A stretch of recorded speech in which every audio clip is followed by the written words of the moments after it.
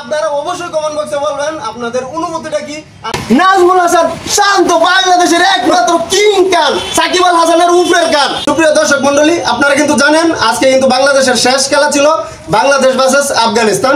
So তারা কিন্তু সম্মানের সাথে আজকে ভেঙে কিন্তু বিদায় হয়ে কিন্তু আমাদের বাংলাদেশে চলে আসছে। তো ইতিমধ্যেই কিন্তু আপনারা দেখতে পাচ্ছেন সভাপতি পাপন ভাই, নান্নু ভাই, হাতুড়ি সিং, লর্ড শান্ত, তারপর হলো লিটন দাস, তাদের অনুভূতিটা কি ওইটা আপনাদের কাছে প্রকাশ করব।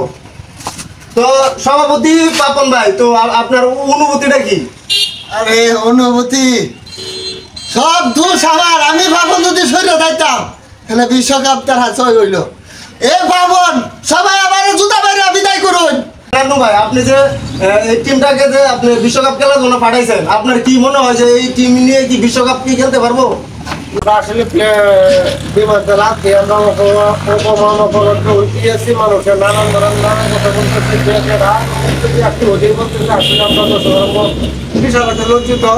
আমার আর কিছু বলার নেই। আমার লজ্জা আর আমার আর কোনো সুবল। আচ্ছা, নায়ক সে কিন্তু তার ভুলটা বুঝতে পারছে। তো নান্নু ভাই, আপনিও কি এই পদ থেকে কি আপনি কি পদত্যাগ করবেন? আমিও ওই পদ্ধতি এছাড়া কোনো। তো সুপ্রিয় দর্শক মন্ডলী, আপনারা দেখতে পাচ্ছেন সভাপতি পাপন ভাইয়ের তারপর হলো নান্নু, এখন হলো হাতুড়ি সিং, বাংলাদেশের হেড কোচ যাকে বলা হয়, যাকে আপনারা এত সম্মান করেন, এত ভালোবাসেন। তো তার মুখ থেকে কিছু শুনতে চাই।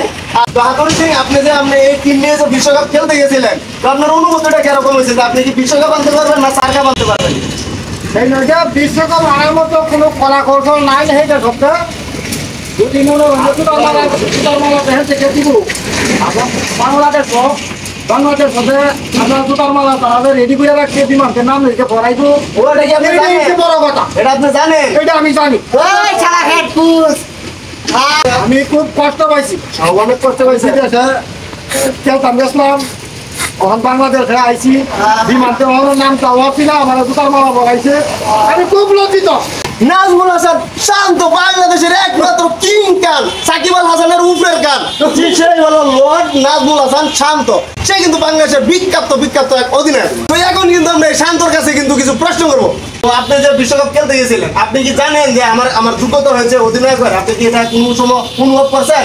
আমি বারবার অনুভব করছি আমি অধিনায়ক হওয়ার যোগ্যতা আমি রাখি, কিন্তু একটা বল দিয়ে পাপন আমাকে বারবার খেলতে বলছে, কিন্তু আমার একটা বল দিয়ে খেলার অভ্যাস নেই, কারণ আমি বারবার বল হারাইতে চাই। ও, পাপন ভগিনীর বুদ্ধি আমার বারবার কইছে যে একটা বল দিয়ে খেলবা, প্রয়োজনে খেলায় হারবা।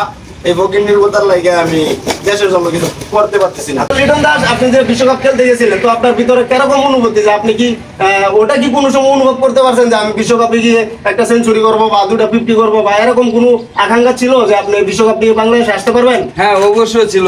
তুরি সিং, লাল্লু, তারপর সভাপতি পাপন, এই শালা গাট্টুর বাচ্চা গাট্টু, আর নানির কারিগর, ওরার জন্য আমি কিছু করতে পারি নাই। ইতিমধ্যে কিন্তু আপনারা তাদের ফিলিংস গুলা কিন্তু অনুভব করতে পারছেন। তো দর্শক, আপনারা কিন্তু দেখতেই পারছেন দূর দূরে থেকে কিন্তু ফুলের মালা নিয়ে তাদেরকে বরণ করার জন্য কিন্তু ইতিমধ্যেই কিন্তু মানুষ বসে আছে। তো আপনি তো থ্যাংক ইউ, আপনাকে অসংখ্য ধন্যবাদ। আপনি আসেন। তো আপনি যে সভাপতি পাপন এবং যে নান্নু এবং যে হাতুড়ি সিংহ কুচ, তাদেরকে যে বাড়ি দিলেন জুতা দিয়ে, তো আপনার ভিতরে অনুভূতিটা কিরকম? আমি আপনাকে বলতেছি, আমি যে 5 কেজি বিরিয়ানি খেয়েছি, এই বিরিয়ানির থেকে সুখটা যে পাইছি, এর থেকে জুতার বাড়ি দিলাম, অনেকটা সুখ পাইছি। ও, আপনি অনেক সুখ পাইছেন। Thank you so much. আপনারা অবশ্যই কমেন্ট বক্সে বলবেন আপনাদের অনুভূতিটা কি।